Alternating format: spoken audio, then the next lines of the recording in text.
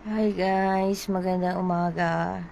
So, time now is 10:45. So, actually, katatapos ko lang manood ng live ng aming favorite na vlogger, Sir Nyolo. So, ito po, nag-live lang para at least, ayun, makasama sa tawag na to. Sa,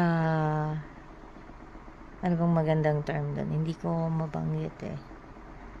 So, basta nag-live lang doon para yan, ipakita yung kanyang kagandahan. Hindi, ayun po, para at least, may copy ako ng kung ano mang sitwasyon ngayon. Ayan, pinapakita ko yung sarili ko. So, actually, talaga nagla-live din naman talaga yung mga tao para maipakita kung anong nangyayari sa kanila. Pero yung sa akin, excuse me, gusto ko lang pakita yung mukha ko, Diyos mio. Ayan. So, sa monetization to dati, pero hindi na kasi yung profile ko ay may issue.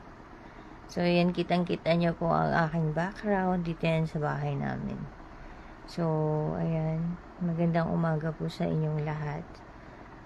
With a time of 10:47 a.m. So, maaga po akong gumigising kasi. So, yan guys, maayos po yung mood ko.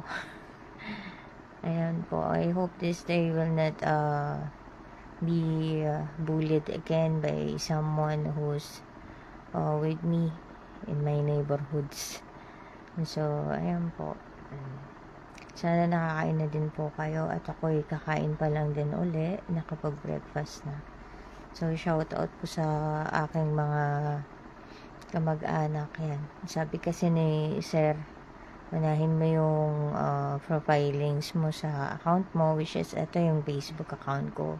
Kasi may mga issues nga po, I don't know, ayaw nila akong, actually hindi naman para kumita yung purpose ko, kaya ako post din. Kasi since maliit kami, mahilig sa, ayan, digital yung aming papa, yung aking tita, sa mga Kodak.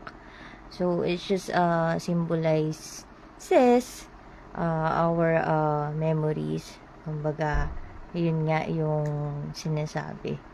So, kung ano nangyari ngayon, parang may ebidensya kami, may resibo ba? Yan. So, yan po. This is live again. Ay, nako. Pero mabubura rin naman to after